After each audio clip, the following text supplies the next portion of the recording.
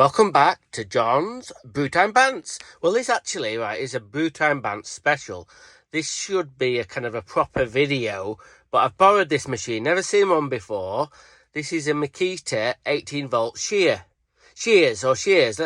So this is a Makita metal shears. Serial number DJS161. This is a very, very expensive bit of kit. There's only one trade who could afford to buy something like this. This is actually owned by a Sparky. Well, you know how much money Sparkies have got. Bloody money to burn. I don't know why he's got this, but yesterday he said, oh, I've got one of these Makita shears. I said, bring it in, I'll give it a good looking at. It's very, very expensive, this thing.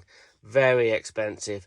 Body only, the cheapest online in the UK that I could find was 290 quid. Even these bits here, the actual cutting blades, or whatever you want to call them, these plates, that bit there is 90 quid, and these bits here about same these bits here.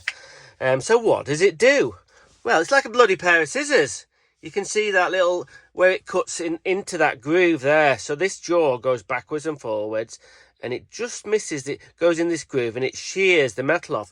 Now, apparently, according to the side of the thing, let's just get into it. Let's see.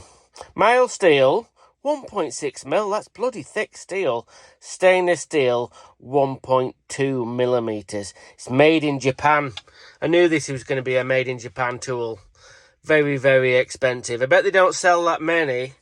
I wouldn't mind one, actually. I've had a bit of a play with it. We're going to have a bit of a go in a minute of it. Does this bit remind you of anything? Does this bit here is exactly the same as the Makita grinder of the DJA 15 something or other. Have I got that DJA 153 or something? Anyway, this bit here is exactly the same as one of the Makita grinders and the die grinders. There might be even another tool that looks the same. A brush model, you can see where the brushes go in there. It's the head that's the expensive bit. I tried to sort of see if I could buy the head bit and then put it onto a grinder, but that would probably fail. It's probably got all different gearing in it and everything. Same little paddle switch as the grinder, you can see there. So I'll just turn it on. I might have to put the old slow-mo on. Always lost about something. Who knows? So what you do is you feed the material in there, and it cuts like a groove. Cuts a bit of the material away, and then you can just go. I'm going to have a bit of a go. We'll have a bit of a go in a minute and see what it'll cut.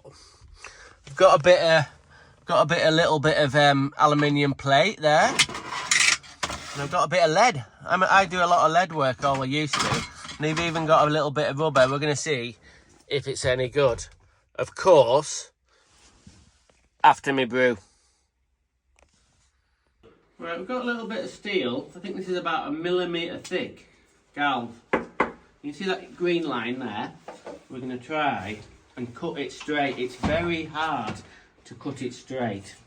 So if you have to line this little bit up here, there, with your lines, so it cuts a bit out. Anyway, we'll give it a go.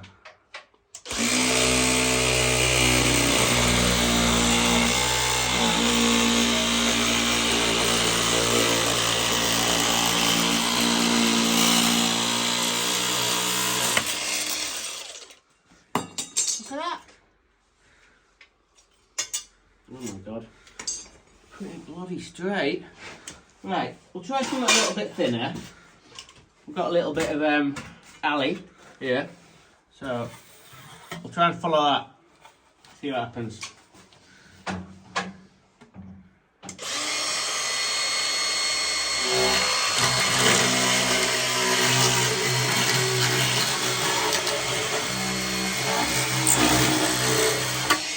No, it won't do curves at all.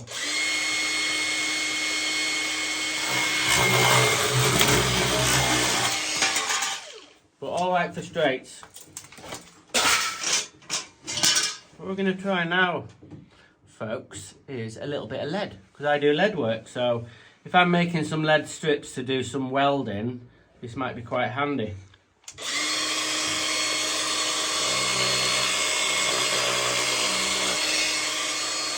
Look at that.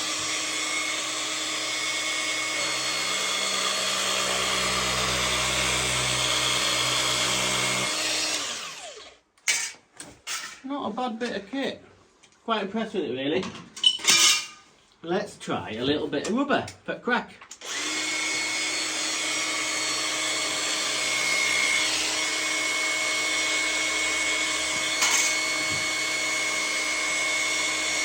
Oh, it will cut a little bit of a curve. So rubber, steel and alley. Not a bad bit of kit. Thank you, sir. The end.